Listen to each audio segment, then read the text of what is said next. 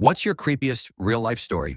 Story number one, went camping with some friends on hill a few kilometers out in the woods from one of the guys' house. There's a few hiking slash four-wheeling trails in the area that lead up to the hill, so it's known by the locals. It was about midnight, we had a fire going and we're just sitting around having a good time. Then the guy, there was four of us, sitting opposite of me yells, "Who are you?" I turn around and there's this man about 6 feet tall staring at us from the edge of the woods with a big rock in his hand. One guy knocked an arrow in the compound bow we had. The guy across from me grabbed the hatchet and I pulled the knife off my belt. We had no clue what we were doing, but the guy wouldn't say anything to us. He eventually just backed into the woods. No sleep was had that night, and we kept a very large fire going. Story number two. My grandfather owns several forests around the village he lives in, and he drives through them every week to check how the trees are doing and whether something needs to be fixed. He really loves his trees and has a sharp eye for any potential sickness or insect that could pose a threat. A decade or two ago, hitchhikers were very common. Even in the thinly populated areas of Bavaria, he encountered them regularly and was always happy to help. He literally picked up every single hitchhiker he found. One day, however, he had a bad feeling about one. Without any reason, he dismissed this one hitchhiker standing on the side of the path. Later that day, there was a radio broadcast about a previously convicted murderer who killed someone in the woods and got caught trying to flee by hopping onto someone's car.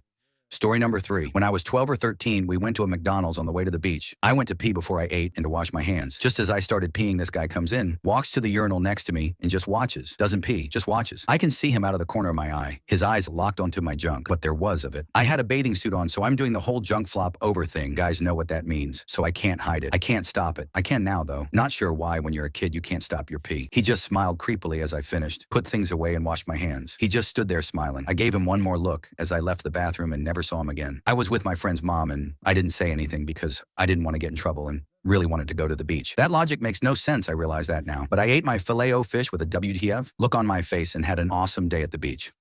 Story number four. In a cold winter night in a remote village from Quebec, Canada in 1990, me and my two brothers were asleep. We were 1, 3, and 6 years old. In the middle of the night, someone entered our house without knocking, walked around, and was talking to himself. Our house is 2 miles from the village in a rural area. My father woke up, went to the living room where the guy was. He had a car accident 1 mile from our house with his buddy who died instantly, and his scalp fell in front of his face. So the first time my father saw him, he saw a man with no face. He was drunk, and his body was frozen. He was speaking to himself, "Je vais mourir, je vais mourir," which means, "I'm gonna die." The fact that his face was partially frozen might have saved his lives, preventing him to lose too much blood. My father took him to the hospital at 25 kilometers from our house by car. He did survive. To this day, my father is still blessing the fact that we never woke up during the night with all the noise. Which of these stories is the scariest?